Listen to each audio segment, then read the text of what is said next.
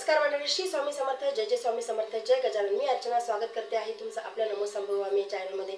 तुम्हा सर्वांनाच माहिती आहे की सध्या चैत्र नवरात्र चालू आहे आणि आज शुक्रवार आहे आणि उद्या शनिवारी पंचमी तिथी आहे। तर पंचमी तिथीला आपल्याला एक उपाय करायचा आहे। प्रत्येक आईने आपल्या मुलांसाठी हा उपाय करावा।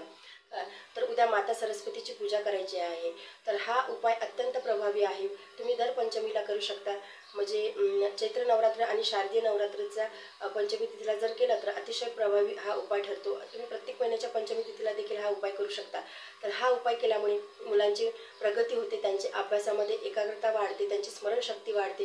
तर हा उपाय तुम्ही नक्की करा। सध्या सगळीकडे कॉम्पिटिशन चालू आहे आणि प्रत्येक आईला असं वाटतं की आपल्या मुलाने अभ्यासामध्ये हुशार असावं, त्याची प्रगती व्हावी।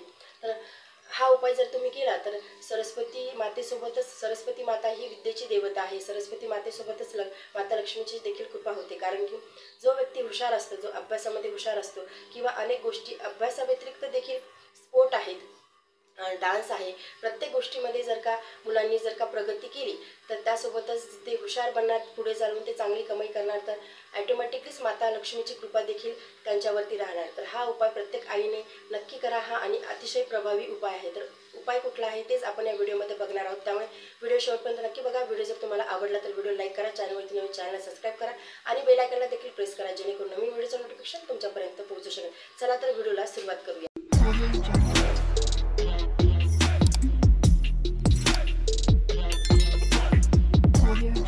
आहे पंचमी आणि उद्या आपल्याला माता सरस्वतीची पूजा करायची आहे। तुमच्याकडे जर का माता सरस्वतीचा फोटो असेल तर तुम्ही फोटोला हळदी कुंकू, अक्षदा आणि पांढरं किंवा पिवळं फुल या दोनपैकी फुलांपैकी एक फुल तुम्ही माता सरस्वतीला नक्की अर्पण करा। त्यानंतर तुम्ही मुलांना जवळ बसू शकता। मुले जर तुमची मोठी असतील तर तुम्ही मुलांनाही सेवा करायला सांगा किंवा तुम्ही स्वतःही सेवा करा। आणि छोटे मुलं असतील त्यांना मंत्र म्हणता येणार नाही तर त्यांना तुम्ही तुमच्या बाजूला बसवा आणि तुम्ही मंत्र म्हणा। श्री स्वामी समर्थ मंत्राचं तुम्हाला 11 माळी तुम्हाला जप करायचा आहे। श्री स्वामी समर्थ या मंत्राचं तुम्हाला 11 माळी जप करायचा आहे। तर मुलांना बाजूला बसू द्या। आपण जर का म्हटलं तर मुलांच्या कानावर पडून पडून मुले देखील एक वेळ, दोन वेळेस नाही काही तर ते 51 वेळेस, 11 वेळेस तरी ते नक्की म्हणतील, 21 वेळेस तरी ते नक्की म्हणतील। तर मुलांना जवळ बसू द्या आणि तुम्ही स्वामी समर्थ मंत्राचा जप करा। त्यानंतर तुम्ही तर हा मंत्र तुम्ही अगदी छोट्या मुलांपासून, म्हणजे जे जस्ट शाळेमध्ये चालले, नर्सरीमध्ये आहेत त्यांच्यापासून तर ते कॉलेजला जाणाऱ्या मुलांपर्यंत तुम्ही हा मंत्र लिहू शकता। तर हा मंत्र तुम्हाला मधाने लिहायचा आहे। तुमच्याकडे जर का दर्भाची काडी असेल, म्हणजे दर्भाची काडी जर का तुमच्याकडे असेल तर तुम्ही दर्भाच्या काडीने देखील तुम्ही त्यांच्या जिभेवरती ऐम हे अक्षर लिहायचे आहे आपल्याला। ऐम हा माता सरस्वतीचा बीज मंत्र आहे। तुमच्याकडे जर का दर्भाची काडी असेल तर खूपच छान, किंवा नसेल तर तुम्ही सोन्याच्या काडीने किंवा आपले जे आपले कानातलं असते त्याला जे मागचं दांडी असते त्याने देखील तुम्ही लिहू शकता, किंवा अंगठी असते सोन्याची त्याने देखील तुम्ही लिहू शकता। आणि यापैकी जर का काहीच नसेल तर तुम्ही तुळशीच्या काडीने देखील लिहिलं तरी सुद्धा चालते। तर मुलांच्या जिभेवरती आपल्याला ऐम हा माता सरस्वतीचा बीज मंत्र लिहायचा आहे। तुम्ही दर पंचमीला हे करू शकता, परंतु शारदीय नवरात्र आणि चैत्र नवरात्री जर का मधल्या पंचमीला जर का आपण केलं तर हा विशेष प्रभावी असा उपाय होतो। ही स्वामी समर्थ मंत्राची सेवा करून घ्या आणि प्रत्येक आईने आपल्या मुलांच्या जिभेवरती हे लिहायचं आहे। जर का आईला काही अडचण असेल, आई जर का लिहू शकत नसेल तर वडिलांनी देखील केलं तरी सुद्धा चालते, किंवा घरामध्ये कोणी ज्येष्ठ व्यक्ती, आजी आजोबा कोणी असतील त्यांनी देखील हा उपाय केला तरी सुद्धा चालतो। तर मुलांच्या जिभेवरती जर का आपण हे अक्षर काढलं तर मुलांची अभ्यासामध्ये खूप प्रगती होते, त्यांचा हट्टीपणा कमी होतो, त्यांची चिडचिड कमी होते, त्यांच्या अभ्यासामध्ये एकाग्रता लागते। हा उपाय तुम्ही नक्की करून बघा। प्रत्येक महिन्याच्या पंचमीला जर तुम्ही हा उपाय केला तर खूपच छान। 1 वर्षभर तुम्ही करून बघा। खूप जणांना याचा अनुभव आहे, तुम्हाला देखील येईल। म्हणजे असं होतं ना की प्रत्येक आईची मुलं हे लहानच असतात, त्यांचं वयच असते ते चिडचिड करणे, कधी रागवणे, कधी आईचं न ऐकणे किंवा हट्टीपणा करणे, हा मुलांचा स्वभाव असतो। प्रत्येकाचं मूल असं असते असं नाही, प्रत्येक मुलगा हा वेगळा असतो, परंतु काही मुलांमध्ये हा प्रॉब्लेम असते। तर तुम्ही हा ऐम हे अक्षर तुम्ही लिहायला सुरुवात करा। प्रत्येक महिन्याच्या पंचमीला तुम्ही हे अक्षर लिहू शकता। कॅलेंडरवरती प्रत्येक महिन्याची पंचमी असते, तिथे तुम्ही कॅलेंडरवरती बघून अगदी आठवणीने तुम्ही हा उपाय नक्की करा। तुम्हाला 1 वर्षामध्ये तुम्हाला तुमच्या मुलांमध्ये जी काही प्रगती झाली ती नक्कीच तुम्हाला अनुभवायला मिळेल आणि तो पॉझिटिव्ह रिस्पॉन्स तुम्हाला त्यांच्यामध्ये दिसेल। तर प्रत्येक आईने हे करायचं आहे। त्यासोबतच मुले जिथे अभ्यास करतात तिथे तुम्ही माता सरस्वतीचा फोटो नक्की ठेवा, जिथे ते अभ्यास करतात। आजकाल खूप कमी मुलं आहे की जे खाली बसून अभ्यास करतात। शक्यतो मुलांजवळ स्टडी टेबल असतात किंवा टेबलवर चेअर वगैरे घेऊन ते तिथे अभ्यास करत असतात. नाही काही तर त्यांचे पुस्तकं जिथे ठेवलेले असतात तिथे देखील तुम्ही माता सरस्वतीचा फोटो तुम्ही ठेवू शकता. तर मुलांना अभ्यास करायच्या पहिले माता सरस्वतीला वंदन करायला सांगायचं आहे आणि माता सरस्वतीचे मंत्र म्हणायचं आहे आणि त्यानंतरच त्यांना सांगायचं आहे की तुम्ही अभ्यासाला बसा. असं केल्यामुळे देखील मुलांच्या अभ्यासामध्ये एकाग्रता वाढते. आणि मुलांच्या तिथे तुम्ही मोरपीस देखील ठेवू शकता. मोरपीस जरी म्हणजे मुलांची चिडचिड होत असेल आणि मोरपीस जर का आपण त्यांच्या अभ्यासाच्या तिथे पुस्तकांच्या जवळ जरी ठेवलेलं असलं, जिथे ते अभ्यास करायला बसतील, ते टेबल वगैरे असेल, म्हणजे मुलगा छोटा असेल किंवा मोठा असेल, कुठलाही मुलगा असेल, अगदी कॉलेजमध्ये जाणारा देखील मुलगा असेल, तिथे जरी तुम्ही ते ठेवलं तर त्या मोरपिसाकडे बघितलं की अगदी आपल्याला शांत वाटते, आपलं मन समाधानी राहते.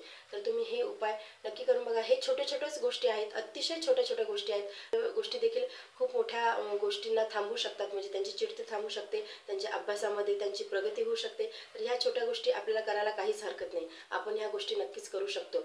तर तुम्ही आता बरेच आईच्या कंप्लेंट असतात की मुलं हे ऐकत नाही, मुलं हट्टी आहेत, अभ्यासाला बसत नाही. खूप वेळेस त्याला म्हणावं लागतं की अभ्यास कर अभ्यास कर, तरीसुद्धा मुलं ऐकत नाही. तर तुम्ही मुलांना थोडंसं अध्यात्माच्या इकडे घेऊन या. खरंच या कलियुगामध्ये गरज आहे की मुलांना थोडंसं आध्यात्मिक बनवा, त्यांना मंत्र स्तोत्र म्हणायला लावा. रोज त्यांना सकाळी शाळेत जायच्या अगोदर तुम्ही त्यांना सवय लावा की तू देवाच्या समोर उभा राहा, 2 मिनटं जे काही मंत्र असतील ते म्हण. अगदी छोटेसे वक्रतुंड महाकाय देखील तुम्ही मुलांना शिकू शकता. गणपती बाप्पांना नमस्कार करून वक्रतुंड महाकाय सूर्यकोटी समप्रभ निर्विघ्न कुरु देव सर्व कार्येषु सर्वदा हा मंत्र देखील तुम्ही त्यांना म्हणू शकता की तुम्ही हा मंत्र बोलून तू शाळेमध्ये जा.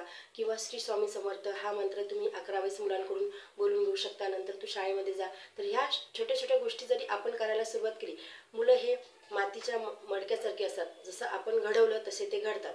तर तुम्ही नक्की ह्या गोष्टी करून बघा, या गोष्टीला सुरुवात करा. मुलांमध्ये नक्कीच पॉझिटिव्ह चेंजेस हे व्हायला सुरुवात होते.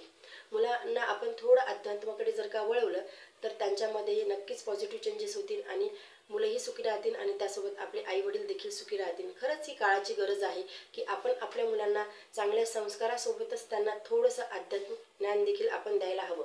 कारण शेवटी जीवनाचं तेच सार आहे. आणि माणूस तुम्ही असो का मी असो किंवा छोटी मुलं असो, खरंच मनाला खूप शांतता लाभते जेव्हा आपण सत्कार्य करतो किंवा आपण अध्यात्माकडे जातो किंवा आपण देवाच्या मंदिरामध्ये जरी आपण गेलं तरी आपल्याला खूप शांत समाधानी वाटतं. त्यामुळे तुम्ही थोडं मुलांना कधी कधी मंदिरात देखील घेऊन जा की तिथलं वातावरण कसं असते, एकदम प्रसन्नता येते मनाला. तर हे आपण छोट्या छोट्या गोष्टी आपण करायच्या आहेत आपल्या मुलांच्यासाठी. सेवा तर करायचीच आहे, सेवा करणं खूप जरुरीचं आहे. त्यात जे मुलं हट्टी आहेत, जे मुलं ऐकत नाही, त्यांच्यासाठी प्रणम्य शिरसा देवम हे गणपतीचं संकटनाशन स्तोत्र देखील तुम्ही म्हणू शकता. किंवा मुलं जर का मोठं असतील तर ते स्वतः वाचू शकतात, म्हणू शकतात. किंवा मुलं छोटी असतील त्यांना ते म्हणता येत नाही तर आईंनी मुलांना बाजूला बसवायचं आहे आणि हे स्तोत्र म्हणायचं आहे. या स्तोत्राने देखील मुलांमध्ये खूप प्रगती होते, त्यांची एकाग्रता वाढते, त्यांचा हट्टीपणा कमी होतो. तर गणपती बाप्पा देखील बुद्धीचा देवता आहे. तुम्ही हे उपाय नक्की करून बघा. तुमच्या जीवनामध्ये पॉझिटिव्ह इफेक्ट याची नक्कीच दिसायला सुरुवात होतील. आणि आईच अशी असते की जी आपल्या मुलांना संस्कार लावू शकते, आपल्या मुलांना घडवू शकते. तर त्यासोबतच तुम्ही मुलांकडून एक मंत्र म्हणून घ्यायचा आहे, जो मंत्र मी स्क्रीनवर देत आहे. ओम ह्रीं क्लीं महासरस्वती देवे नमः. हा मंत्र म्हटल्यामुळे मुलांच्या अभ्यासामध्ये प्रगती होते, त्यांची एकाग्रता वाढते, त्यांची बुद्धिमत्ता तल्लख होते आणि ते उत्तरोत्तर अभ्यासामध्ये प्रगती करायला लागतात. तर हा मंत्र तुम्ही मुलांकडून 1 वेळेस तरी रोज म्हणून घ्यावा. मोठे मुलं असतील जे 11 वेळेस म्हणू शकत असतील त्यांनी 11 वेळेस म्हटला तरी सुद्धा चालते, खूपच उत्तम. आणि जे छोटे मुलं असतील त्यांच्याकडून तुम्ही 1 वेळेस तरी म्हणून घेण्याचा प्रयत्न करा किंवा तुम्ही त्यांना बाजूला बसवा आणि स्वतः म्हणा, जेणेकरून त्यांच्या कानावरती हे शब्द पडतील. तर अशा प्रकारे तुम्ही देवी सरस्वतीची पूजा आराधना करू शकता. आणि प्रत्येक आई आपल्या मुलांसाठी एवढं तर करू शकते, कारण मुलंच हे आपलं सर्वस्व असतात. त्यामुळे तुम्ही उद्या पंचमीला हा उपाय नक्की करून बघा आणि प्रत्येक येणाऱ्या पंचमीला तुम्ही हे उपाय करत चला. त्यामुळे तुमच्या मुलांमध्ये झालेली प्रगती ही नक्कीच तुम्हाला अनुभवायला मिळेल आणि ते पॉझिटिव्ह चेंजेस देखील तुम्हाला अनुभवायला मिळतील. तर आजच्या व्हिडिओमध्ये एवढेच. भेटूया नेक्स्ट व्हिडिओमध्ये. तर व्हिडिओ जर तुम्हाला आवडला असेल तर व्हिडिओ लाईक करा, चॅनलवरती नवीन चॅनल सबस्क्राईब करा आणि बेल आयकॉनला देखील प्रेस करा, जेणेकरून नवीन व्हिडिओचं नोटिफिकेशन तुमच्यापर्यंत पोहोचू शकेल. धन्यवाद.